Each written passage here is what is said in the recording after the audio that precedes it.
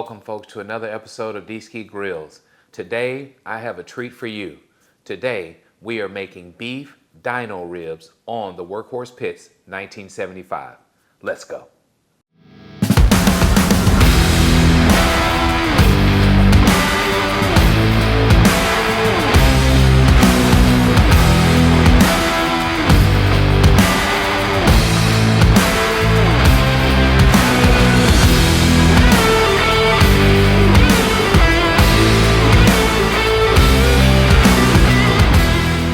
All right, folks, so you saw that intro. So what we have is 6 pounds of beef short ribs. Now, I purchased these from Wild Forks. This is usually where I go to pick up my meats that's hard to find at your HEBs, Tom Thumbs, different stores like that, all right? So you can always find specialty stuff at Wild Forks. So you can go to wildforks.com, I believe, and just check through their menu. I'm not an affiliate with them at all, but I'm very, very happy and always satisfied with what I get from them. They have very fast delivery. Order today, you'll get it tomorrow, that type of thing. And everything I've bought, they haven't missed, okay? It's been right on point. So let's get into these beef ribs. Now these are prime beef ribs, all right? So we are in for a treat here. We should have beautiful marbling. Okay, so the first thing we're gonna have to do with these beef ribs is trim off the fat on top, okay? Now, the idea behind that is you wanna make sure to have nothing but beautiful surface for your seasonings to go on to ensure that you have an awesome bark at the end, okay? So that's what we're gonna do first. We'll work on that. It's really, really good to have a decent like paring knife, I would say, to make sure you can do this. So you can see right there. And all I do on this is I make sure to make nice strokes where I can run right through and just very little damage to the meat is what we're trying to do, okay? I don't want a bunch of choppy meat. We just want to make sure to get the silver skin and keep it moving, okay? So that's what we're doing here. And you see we got a nice amount off on that one stroke all the way through, okay? So we do have a little work to do here. I'll start on this side a little bit and show you what I mean. We just want to get in just like that and then just keep on going. You can use your hand if you want to kind of pull as you cut. It may help a little bit with the process for you. But ultimately, when you get started, like what I'm doing now, you can just keep on going. See, we're cleaning up quite a bit here. And I'm just going to keep on going. Keep that knife moving. Right on through. Right on through. Just like that. Okay? All right, so we're going to continue on, but that's what you want. You want to get down to this beautiful surface. You can see the marbling, and then you'll start seasoning. So I'll get back with you guys in just a second when we get all this silver skin and top fat off. Okay, so here we've removed all of our fat. You can see what I mean about just really nice thin strokes. We took very little meat off. So what we did is achieve a beautiful surface to add our rub to. Okay, so all we're gonna do now is go ahead and start the seasoning process. The meat feels very tacky right now, so there is absolutely no need for a binder. So I'm gonna come right now with my beef rub and add a generous portion to all sides. All right, so let's get that. We'll kind of pat it in a little.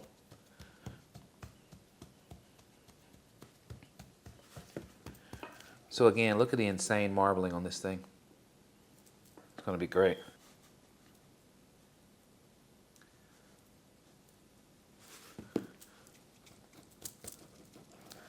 Okay, so that's what we got. We will not be doing the back. This part, no one eats anyway, right? So we're not even going to waste our rub on that. This is what we got, folks. I'm going to hit it one more time on the top, just from all the different handling. But these will sit out for a while. We'll let them soak in these flavors. And the next thing we'll do is head outside and get that Workhorse pits fired up. What I wanted to do here, it will take around 45 minutes before we're ready to cook. So I wanted this to start coming up to room temperature. I wanted the seasonings to start soaking in, and then we can get the pit up to around 250 degrees. And at that time, we'll be ready to add these beautiful beef short ribs to the Workhorse Pits 1975. Okay, folks, so we are out here at the Workhorse Pits 1975. I'm gonna go ahead and get this baby started up. Okay, so you can see our wood is already stacked up. We kind of have that campfire type style, and I have 2 wax starters. Or tumbleweeds. I guess these are tumbleweeds. So we'll go ahead and get those lit. So this won't take long, maybe again around 30 to 45 minutes. And to some that may seem long, but when you're talking about firing up an offset and getting it set the right way where your temperatures are not fluctuating, you want to give all this awesome metal time to warm up so those temps can stay even. You want to give this fire a chance to burn down into coals so you can have a nice coal bed where all you have to do is add splits and keep and maintain that temperature you're trying to achieve. I'm going to take advantage of this heat and go ahead and get some of our logs just kind of added right now so they can start warming up and be ready to catch right as I add them to the firebox. So that's all we have going on right now. We'll let this go. I'll get back with you guys. Once this pit gets up to 250 degrees, it'll be time to add the beef ribs. So in storage mode, I let the stack down and I put a cover over it. In cook mode, let me put this baby back up. We open up our stack, put our bolt back in to make sure we don't lose it.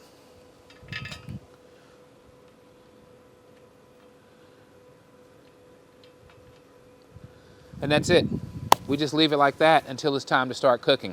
I'll see you guys again, 35, 40 minutes. Our ribs are hanging out. It's gonna be an awesome day. All right, so while we're waiting for the grill to heat up, we're gonna go ahead and get a little beef tallow added to this foil tray. What I wanna do is actually get this tallow added to the pit and make sure we get smoke flavor on our tallow. So this is all gonna be a part of the wrapping process. I usually, definitely with briskets, I keep the fat from the brisket and I make my own tallow. But I bought this a while ago and I use it quite a bit for cooks like this where you don't have a lot of that fat that you can render down into tallow. So a couple of spoons of that. I'll do one more.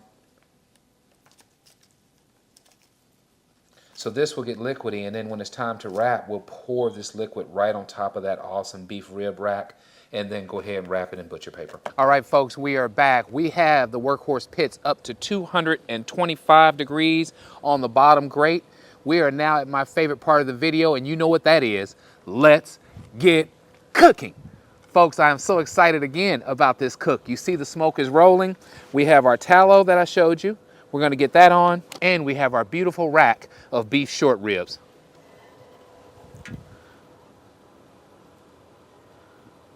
Here's our tallow. We're just gonna sit it right here. It's fine. Let it do its thing. But the star of the show is these beautiful beef ribs. All right, so we're gonna go right here in the middle of the grate.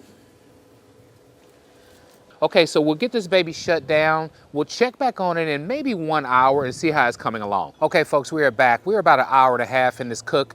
The Workhorse pits is sitting right at around 240 degrees right now.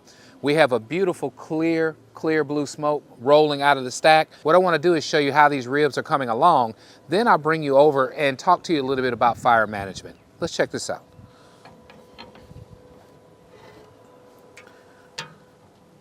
Now what you can see is a beautiful bark starting to form right now. Now the thicker part of the ribs, we have them in the front. This pit is running absolutely beautiful, okay? No dark burning is happening here. We have a smooth, clear smoke happening. Our tallow is actually done, okay? So our tallow has already formed down. It's starting to turn nice and brown. That's what we want it to do as well. So when we pour it on these beef ribs, we get that smoky flavor infused right into the ribs, okay? So I'll put this back in place. Now we're gonna check and see how the fire is doing. Okay, so we're at the firebox, and I'm gonna open it up, let you see how the fire is kind of burning right now, and then we can talk a little bit about it, okay?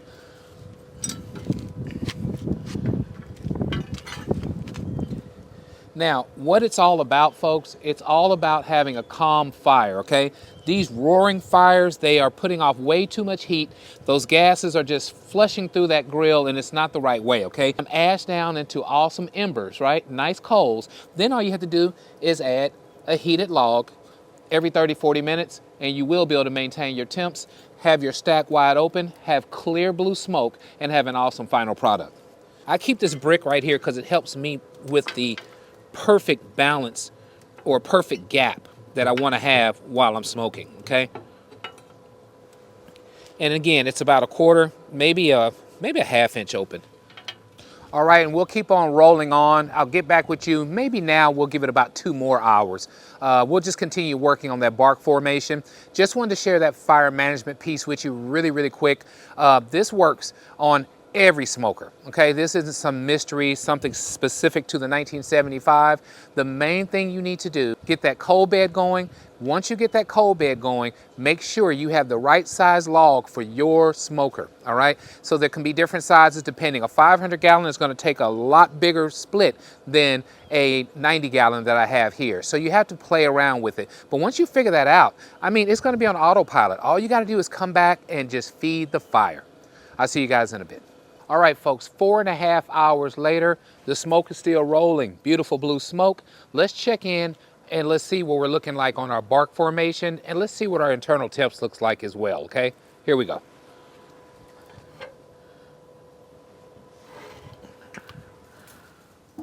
Oh man, it's looking wonderful. Looking just wonderful. This bark is set, nothing is coming off. That's what you want. We're gonna check internal temps. We got about 150. We'll check another spot. 154. Don't want to touch bone. 157. I'll get another spot over here. About 152. All right. So I'm going to shut it right back down. Now, here's what we want to do. I want the bark to continue to form, so no issues at all. But I don't want to pull this until it at least reaches around 165 degrees, okay? Then we're going to take it in. We're going to get that awesome smoked tallow and wrap it in pink butcher paper, and back to the pit it goes, okay? So next time you see me, we'll be back at the cutting board wrapping these beautiful beef ribs. 6 hours later, let me show you how these beef ribs are coming along. So we are now finally at the wrapping process. Look at this beautiful bark we've already achieved. This Workhorse pits is showing out, all right? And we have our tallow that has already been rendered down, all right? So here's what we're gonna do. I'm gonna move this to the side, and we're gonna grab our beef ribs, get those babies right here in the middle, and then we're gonna come back with our tallow right on top, okay? So I'm gonna move this. Very, very important process is the wrapping process, right? And to add that moisture, okay? We already have the bark, and as you can see, this bark ain't going nowhere. This baby is set. Everything is starting to render really, really well. We're gonna come with our tallow right now, get a nice portion of that tallow laid right on top of these beef ribs, adding more flavor, more moisture to this soon-to-be final product, okay? I'm gonna get it all on there. Isn't that beautiful?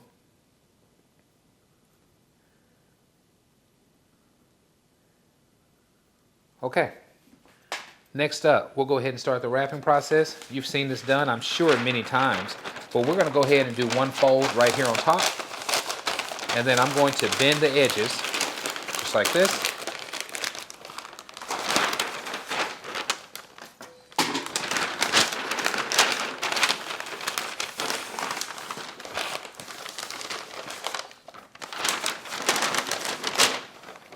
And on the other side, right here.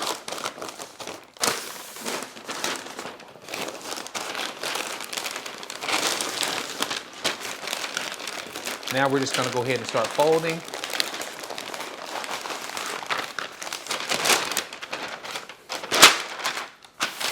So now I have room to go ahead and finish this. All right, so that's our first flip. We're going to go again. There's two. We're up top, okay? We want to finish up top, all right? So let's go one more time with 3.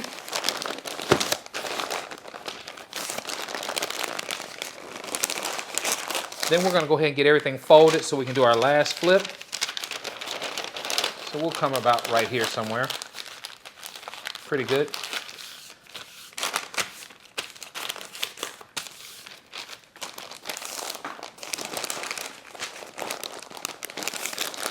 And 4. Okay, so here's our care package going back to the Workhorse pits, 1975. We're gonna let this baby stay on the grill until it reaches around 200 to maybe 203 degrees, or until it's actually probe tender, okay? Then we'll come back. We're gonna let it rest, and I'll show you the final product of these beautiful beef smoked ribs made on the Workhorse Pits 1975. All right, folks, we are back 8.5 hours later. We are at the cutting board checking out the final product of our smoked beef ribs made on the Workhorse Pits 1975. So if you remember what we did, we started off with 6 pounds of pronacious goodness. All we did, folks, is we seasoned it, right? We seasoned it with a mixture of salt, pepper, and garlic. We got it out there on that Workhorse Pits. We cooked at around 250 to 275 the entire time. Folks, we checked in around an hour in, and then at the 3-hour mark, you saw how that bark was forming. Then I brought you in once we reached around 170 degrees, and we wrapped this baby in butcher paper, and we used our smoked tallow, all right? 2.5 hours after that, here we go. Let's see what we got. Really excited because first and foremost, these ribs are absolutely juicy. You can see all of the sweating and everything that it did after we wrapped it in butcher paper. I think we're in for a treat, folks. Oh, man.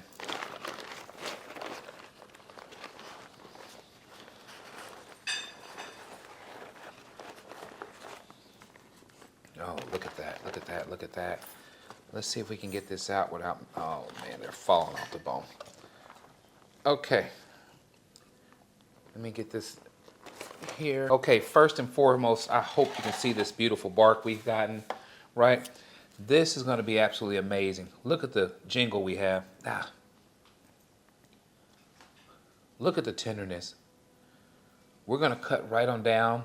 Now, it's rested for about an hour, so we're going to cut right here in the middle through the first bone. Oh my goodness, folks. Check this out. Look at that. These are beef ribs done right. Look at the juiciness. Absolutely amazing. Oh, beautiful defined smoke ring. Nothing left to do but take a bite and close this video out. I got Mama Grills, but she's having salad right now on the side. She is with me right now, though. Look at this, folks. I'm excited. Here we go.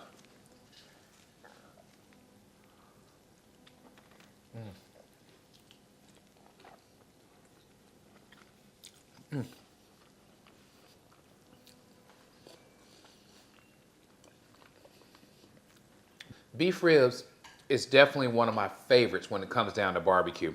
You can't beat, this is like brisket on a stick. How are you gonna beat that? We have tenderness, we have flavor, we have smoke, we have everything we need for the perfect beef rib. If you like what we're doing, please subscribe to my channel. Let everyone know what Dski Grills is up to. And as always, at Dski Grills, grilling is not a pastime, it's a passion. More and more cooks to come on the Workhorse Pits 1975. I'm gonna get down with some beef ribs and hang out with Mama Grills. I'll catch you guys later.